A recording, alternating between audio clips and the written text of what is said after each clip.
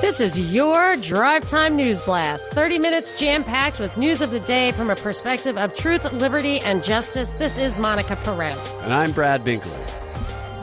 The big news is the State of the Union has never been better. This is the best moment in time for our country since the Constitution required the President of the United States to tell Congress what the State of the Union is every year. So since those words were penned, we are now living in the best America there ever was. There you go. There's breaking news right there. So, of course, my son was reading. I had it printed out this morning, left it on the table. My 14-year-old who just can't not read something that's sitting in front of him. I went to the bathroom, I came back, and he's 5 pages into it. He's like, wow, this is great. Everything's great. And he's like, is that even possible? Are things so great? And he's like, how is that? How could he have done that? And I said, well, amazingly low interest rates and extremely high deficits, as well as entering office during an expansion period can help. However, you're taking a chance when you claim, as he does in this very long campaign ad, that he is responsible for all this stuff, that he is the guiding hand for everything from the economy to our spiritual lives. Because when and if it crashes, and I absolutely cannot see how we do not have a crash in 2021. I hope I'm wrong. Please convince me I'm wrong. But then you take the blame for it. So I feel like it's a double-edged sword what he's going for here. And maybe he means to, because he is the master of ambiguity. That's if the coronavirus doesn't get blamed for it, but we can save some of that for later. Oh, it will. It is. Yeah. No, I think it definitely has a part for they're certainly setting that up. Did the transcript of reading the transcript does give you that information, doesn't capture the full effect. Were the protesters, did you see, were they in the transcript? I was playing, at the same time that I was reading the transcript, I was playing the YouTube video at 2 times speed. I know maybe I owe it to my tweeps to tweet it in real time, but how many of them are really watching? Maybe they are. Maybe people are really watching. My husband wanted to watch it, and I was like, I can't spend that kind of time. I have to fast forward it. But I saw the chicks in white standing up for sanctuary cities. I saw a highlight of Pelosi tearing up his speech. Was that properly? The top trending hashtags on Twitter today still were Nancy Pelosi rocks, Nancy the Ripper, and Pelosi tantrum. So, funny. Yeah, that was one of the major things that people remembered from it. And the people who stood up in white that were protesting, they were chanting, "You lie, you lie, you lie." Oh, nice. Taking a page off of the Obama era. Yes. So I noticed, and then I saw somebody tweeting about it. The whole time I'm thinking, Nancy really needs to get some dental implants, because her teeth were clearly falling out the entire time. And I noticed somebody said, that's what I thought. And then I noticed somebody said she needs to stop gumming her dentures, which I guess may be an expression for that. But I just was like, dude, it was distracting. I'm convinced that any of that stuff, at this point, I wasn't always convinced. Oh, you of think this. Even that was intentional? Absolutely. Because everything that she did on camera last night, if you watched it, was calculated and intentional and mugging for camera. It was all set up. It was all pre-planned. What I got from this was that this was a made-for-TV showcase of competing publicity stunts. That's all it was, with the speech in between. And Pelosi knew she was going to be on camera. Anything that you can do, regardless of what side you're on, that baits the other side to mocking you over something petty or something I didn't physical. See anybody else mock it. Somebody tweeted that to me directly. Yeah. There was a lot of mocking of her physicality. Really? Okay. Yeah.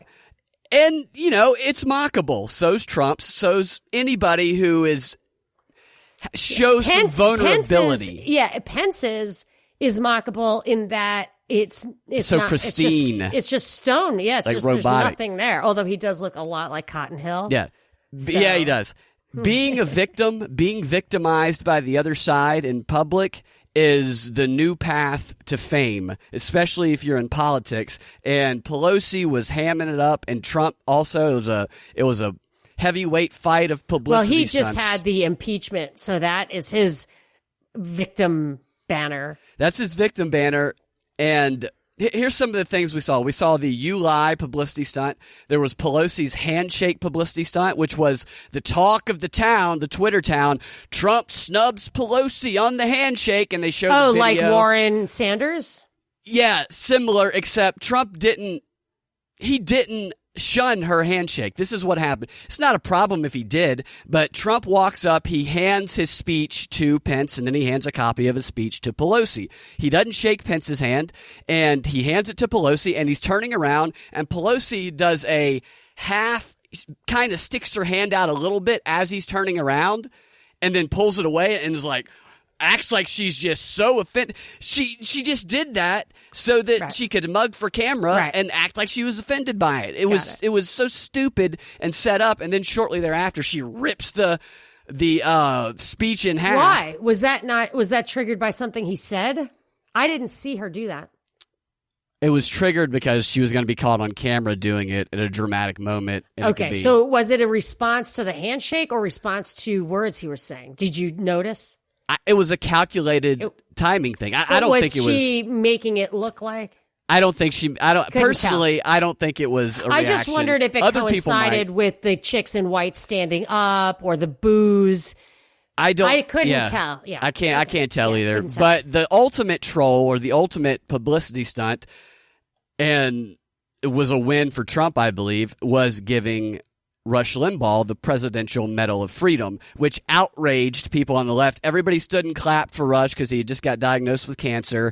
He looked kind of out of it. I don't know if he was acting or if he had just had a chemotherapy session because he's missing work because he's going to do some chemo or radiation or something like that, or some sort of treatment. He looked out of it, and he looked shocked by it. Although I did make a point of watching that. Yeah. He's clearly very sick.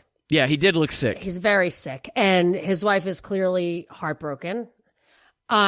He was not in the mood to smile. He was obviously not expecting the Congressional Medal, the Medal of Freedom, the Presidential Medal of Freedom. That's not what AOC says, though. AOC got on the set. Sorry, and I called should him preface with, in my opinion, obviously most of the time I think everything is fake, but in my opinion, this is what I was observing and what I think is true, is that he was really genuinely moved by that. I thought actually it was almost a little rude to surprise him with it, because when you're sick like that or undergoing medical treatment, it's very easy to be emotional. He also can't hear well. Yeah, I saw the cochlear implants. So I feel like to put somebody like that, it can really impact your dignity to like start choking up. And he did make a shocked expression, which could have been fake. I did not think so. And I feel like when you have something like that, he's 69, stage 4 lung cancer, the prognosis is, I don't think there's usually much hope for that. Occasionally, but there are surprises. But even though I think Rush is really a deep state actor in the truest sense of the word, like one of the most significant political, someone who moved to the right from the traditional conservative of my father to the neoconservative of the war machine, a terrible thing, really undermines the fundamental values of this country. That I want a hero. So when I see that, you see authentic pain. You have to remember, as we fight this fight, that we are human beings. There is a higher thing going on here, whatever you think that is. And that is, he's not inspiring me. I'm just saying it's a reminder that these guys who like run the world are just human beings. And that if you let them set the agenda, if you let them frame it all for you, you are missing the higher point where you can beat them every time. As an individualist, spiritual triumph is all that you can do, and you can only do it at the individual level, and it's all you really need to do. And when you see somebody hurting like that, and like Vanessa Bryant too, it's a symbol. I mean, I don't know them, but it's a symbol of that, like the true human condition, which is the great equalizer, in my opinion. And I'll say this about Rush. He does a great job of giving. You said you weren't inspired by him. I would say that he does a fantastic job of occasionally doing little nuggets in his show of inspirational speech. The Tiger Woods thing was fantastic. He is a master at it. I recommend listening to that to anybody. Yeah, I do listen. But I'm not saying I know. I'm just giving him credit. He is inspirational. Oh, I mean, you could go on and on about what his talents are, for sure. He didn't go to college. He does a diatribe about how you don't need it. You can succeed anyway, regardless of your starting place. He does have some inspirational bits that are fantastic. Yeah. I'm not saying that you weren't saying that. This is my own thing. No, I wasn't saying that because that wasn't my point. Right. But I think that I'm not saying like I was so inspired by his courage there. Yeah. I was moved by his situation. Right. And I think it's an important reminder to what our position and power really is as fellow human beings, equal in the most important sense of the word. So I found that probably the most interesting moment in the entire speech. You know what AOC said about it? What? On Instagram? No. That Rush Limbaugh is a violent racist. That was her response to it. I think attributing emotions to these actors as if their roles are their person is part of the act. Right. Yeah, of course. It's all kabuki theater. But I did not find that moment to be a theatrical moment. I could be wrong. There's a couple of other things, but what else you got on that? I don't want to move. Well, I'm not finished yet. Pelosi was one of the only people who didn't stand up for Rush. And I get it. I get it's the drama of the situation. But watching it, it kind of felt petty. Like a low road moment. Yeah. Petty. Which, now that I would say she might have been doing on purpose, knowing full well what the impact is, let's just say. So there were moments like I really resent getting the tearjerker moments out of these. They always do it. The Rush thing I got something out of, whether it was, I mean, obviously it's a manipulation, but I also got something out of the 100-year-old guy who is so fit. The soldier that he promoted to brigadier general, he was, whatever. It was a throwaway moment as far as the actual content of the speech was. But again, it's just this moment of like a one man's life and how important that is. But I absolutely hate it when they try to get you to embrace policies based on, in a country of over 300 million people, based on one man's life or one person's struggle. Trump awarded to a little girl a scholarship. It's like, that's pathetic. Like, that's actually an embarrassing emphasis of how many people don't get scholarships, and what it takes to get a scholarship is to be recognized by the president. What's your chances then? Yeah. So I really don't like that kind of thing. The bigger picture stuff, the two big policy things, he talked a lot about the economy booming. And like I said, I mean, I go for fundamentals. And when he kept talking about how great America is, as if this is a country that we have to get together to promote for its greatness. That is not why America was great. America was great because of its liberty, its greatest moment, its greatest of equality and wage convergence, and all that stuff was the 19th century, and it ended as we moved away from liberty. And that's when we had this whole world movement of slowing down America and speeding up other countries so they could all stitch together. And that's my last point, is that I was really reminded of, whether it was explicitly or implicitly, maybe it was because Guaido was there, the who he called Mr. President. Trump called this usurper from Venezuela President Guaido, so who was there. And for me, I've never met a Venezuelan who liked Maduro. So they all hate him. They want us to invade that country and sweep it up. I'm a non-interventionist. I can't, even if Maduro's bad, I'm not going to advocate that. But I just keep getting the feeling from Trump that what the Trilateral Commission is after, which is Europe as one column, the Americas as another column, and Asia as another column, should eventually stitch up into a world unit. I can't help but feel like that's what his job is, to kind of stitch up this region. When he said like our hemisphere, the globalism, the USMCA, I feel like Trump's job is to stitch up this region. And I wouldn't be surprised. I mean, I would be surprised, but I wouldn't put it beyond the realm of possibility that we do engage in renewed or any kind of military action, like in South America, and try to, even if you had like a kind of mini world war or regional war, to kind of bring that home. I wouldn't eventually, 3-4 years from now, I wouldn't be surprised. I could see that. He's certainly stitching it up with the USMCA, as you said. One other thing about the State of the Union is 3 Democrats walked out. One of them, this is Congressman Tim Ryan from Ohio. He said, or he tweeted, "I just walked out of the State of the Union. I've had enough. It's like watching pro wrestling. It's all fake." Who said that? Sorry. Congressman Tim Ryan. Really? Well, that was probably fake too. Yep, probably right. If it was Thomas Massey, I might believe it. Yeah. Okay, so also Iowa, is that what we had on the agenda? I just had one more thing. I think that did he mention Black History Month? I can't remember, but in that process he talked about African Americans a lot, which Van Jones gave him credit for, and told Democrats they better watch out because he's actually doing stuff for African Americans. What Van Jones said. Yes, he talked about unemployment stuff, and I wanted to, because it is Black History Month, shout out. I don't know if you can. It has to be people who are dead to be counted as history. But as someone who likes real good economics, one of my favorite people of all time in that field is Thomas Sowell.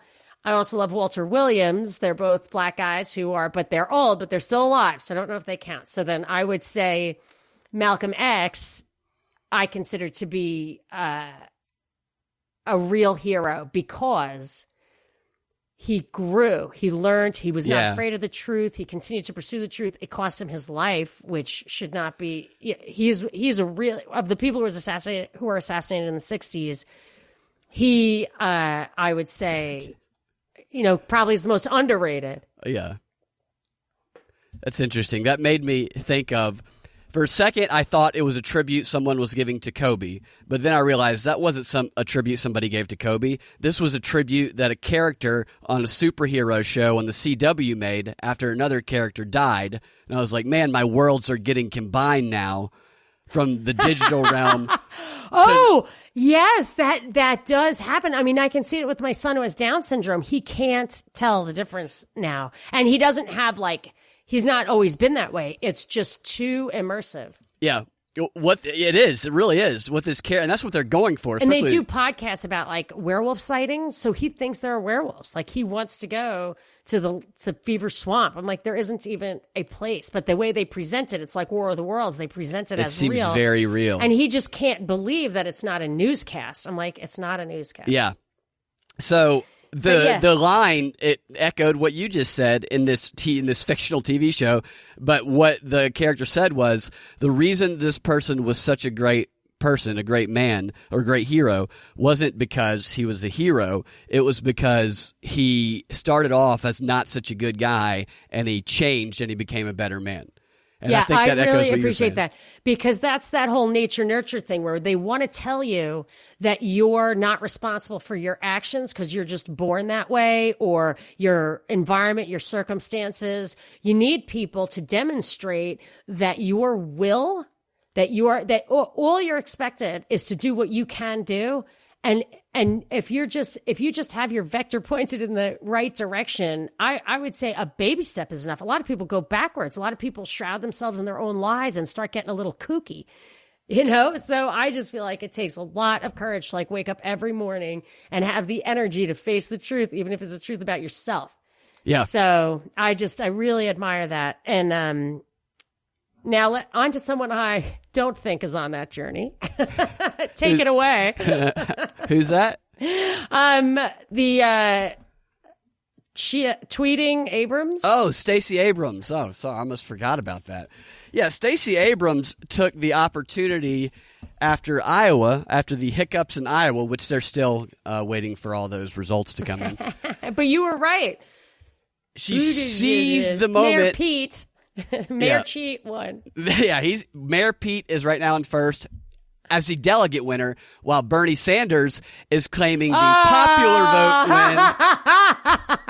win. Wait, they just recycle these old plots. Yeah. Oh my gosh, that's so Liz funny. Warren right now 3, Biden 4. But Stacey Abrams sees the opportunity as voting failure. She's the leader of the voting racist and failure system. She's the champion of that. She came out in a series of tweets. Here's some of the tweets she threw out. Our first contest must be representative of the American people as a whole. People of color have been loyal to the Democrat Party and deserve more of a voice in our primaries from the start. We can accomplish this by multiple states holding primaries the first day of voting. So there's her first to attempt to change Iowa, because there was talk of Georgia needing to be the new Iowa. See, the thing is, I really love the caucus thing because it's hard to cheat. Yeah. And it's not secret. So you actually get to see what's going on, which influences you. And I don't think that's a bad thing. But also you are then going to validate what they're telling you the results were. Yeah. Here's another good one. Regardless of the tech issues, Iowa uses a caucus system that excludes people who cannot participate because of work or family obligations. The most democratic process invites all eligible voices, which is why early and mail-in voting and a full election day are essential. And that one was piggybacked off her saying, suppression exists when voices are intentionally silenced and when no one is willing to admit or fix the problem. Voter suppression awaits millions of voters in November unless we organize against efforts to block and discourage votes. I find that basically everything these voting reformists promote diminishes the power of the minority and the individual. However you want to label minority, it always puts the power with the party and the majority, and that these little things that they're like, oh, it excludes certain people, whatever. What it actually does is it gives the little guy a chance to participate. And just because it excludes some of the little guys, there's no reason necessarily to think it's totally systematic. Yeah.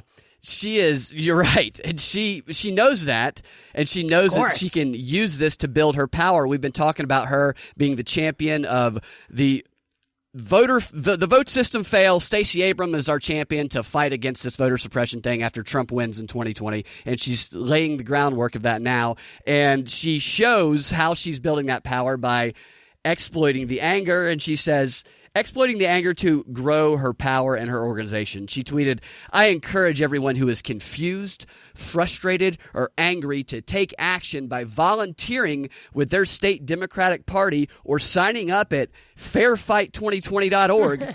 Together we can ensure free and fair elections for all now and in the future. Part of the, now that you mention it, part of the PSYOP might have been to drive people to her. Absolutely. But then on the other hand, this other tweet that somebody copied me on in just shocked horror said, can you believe, let this sink in, the tweet says, voters, Liberty Zero, thank you.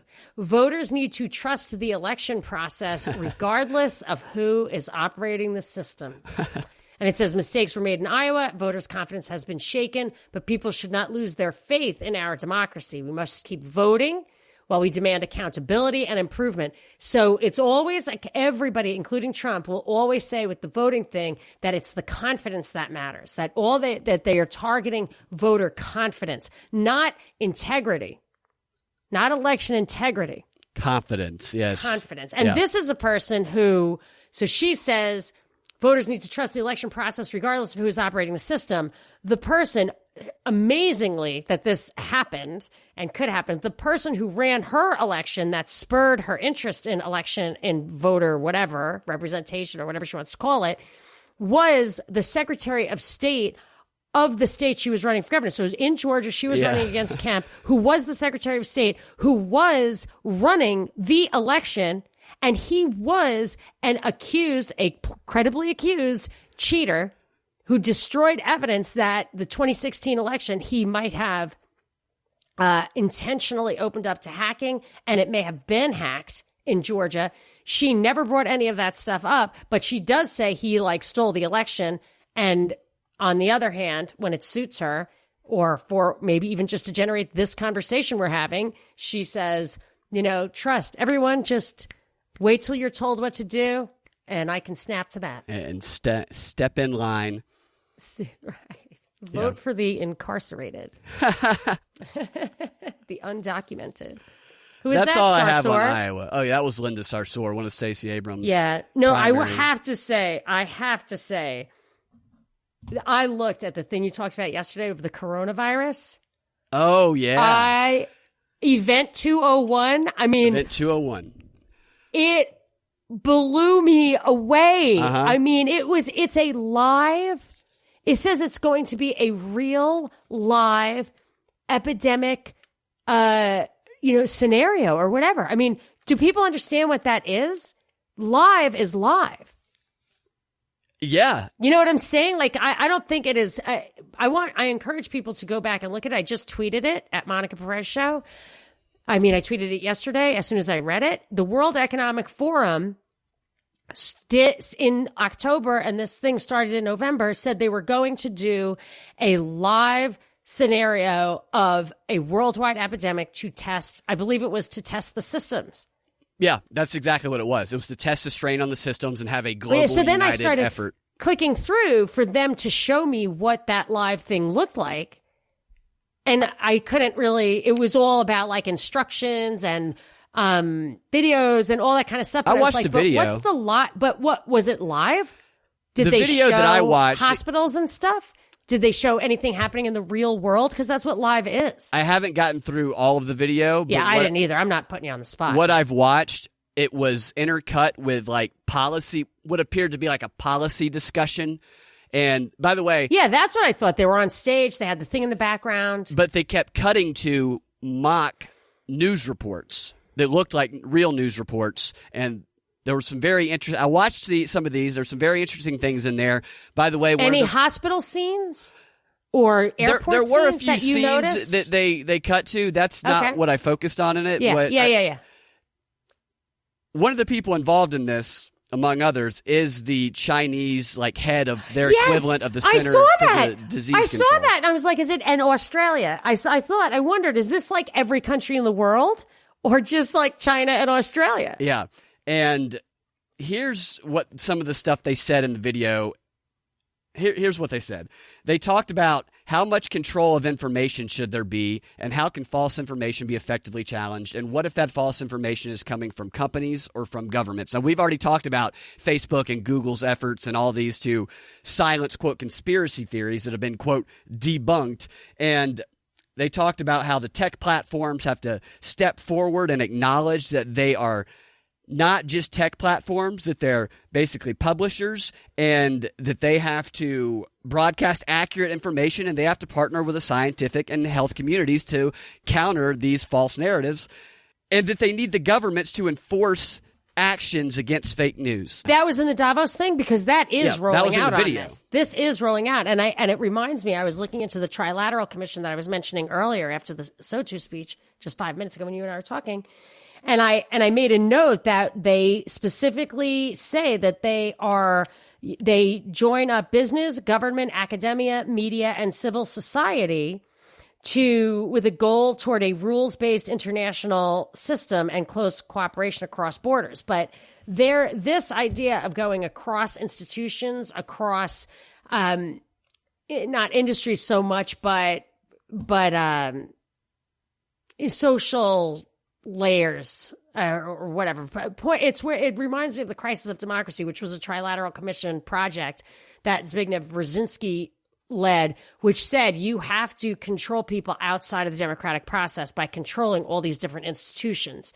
And it sounds like, that's every time I read anything from the World Economic Forum, they are always talking about how you use the private sector to get and the government, of course, to get these universal, all these think tanks. I think you could go to the Bosch Foundation, the Rockefeller Foundation, found all the same things. It's all about world governance, and it includes all of those arms, all of those estates, if you will, and with the same goal. That's what they were talking about, is the way to do it outside of government. And if you watch the news, the fake newscast within the video, I'll put the link to the video that I watched in the show description. This is one of the simulation-related videos.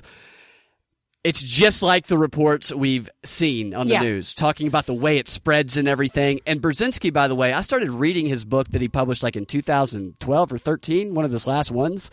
I can't remember the title. I'll get it for tomorrow. But man, is it predictive of what's going on now? Oh yeah, it's a blueprint. It's not prediction. That's what I like. You can go back to 1972. He's giving the instructions.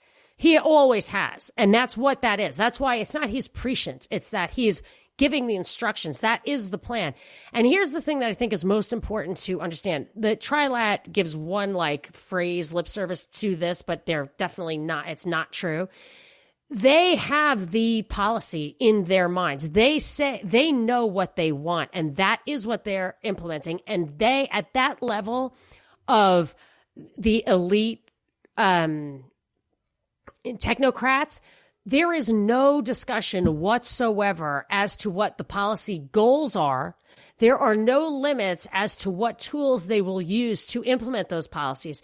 There is no best practices. There's no debate.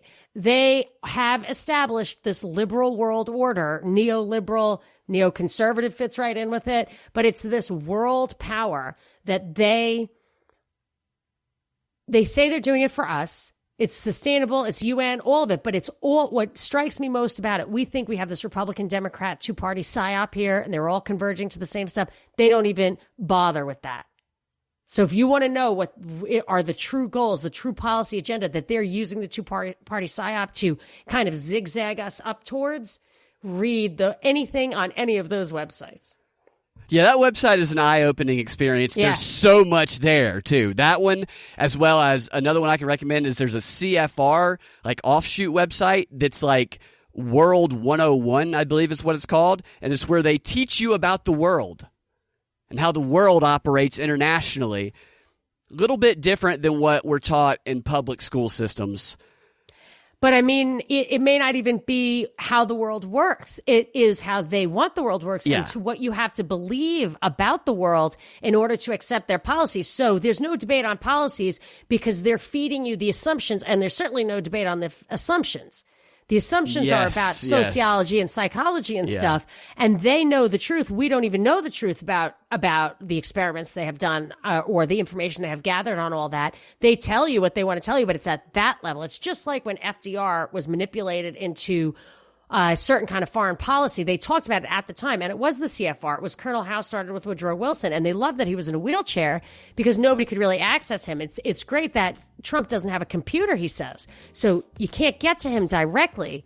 You have to stovepipe it all, and that's how they do this. They stovepipe the underlying assumptions about human nature and let you conclude that their policies are the only sensible policies, given those assumptions that you don't know are assumptions. I'm thinking deeply on those assumptions that we must question. And just the image of Woodrow. Think about Woodrow Wilson. They had it so easy. They never saw Woodrow Wilson. They'd wheel him out there. That was FDR was in the wheel. Although Woodrow Wilson was sick too. In the end, he had a stroke. I think his wife was president. Yeah. Well, towards the end, didn't matter. But now we see them all. Now we get their firsthand tweets. You're getting the real mind of Trump because and Brzezinski, I read it in a tweet. He talks about that communication stuff in that book. I got to find the title of that book for tomorrow. We're going to have to get to the fantastic sex robot brothels and sex robot stuff that I brought tomorrow, unfortunately. Oh. I think I'm sick tomorrow. Everybody, it's pretty interesting stuff, though. It really is. I'm sure you'll present it tastefully. You guys can find your Drive Time News Blast every weekday afternoon at 4 p.m. on thepropreport.com or your favorite podcasting platform with a Propaganda Report podcast feed. We will talk to you guys tomorrow.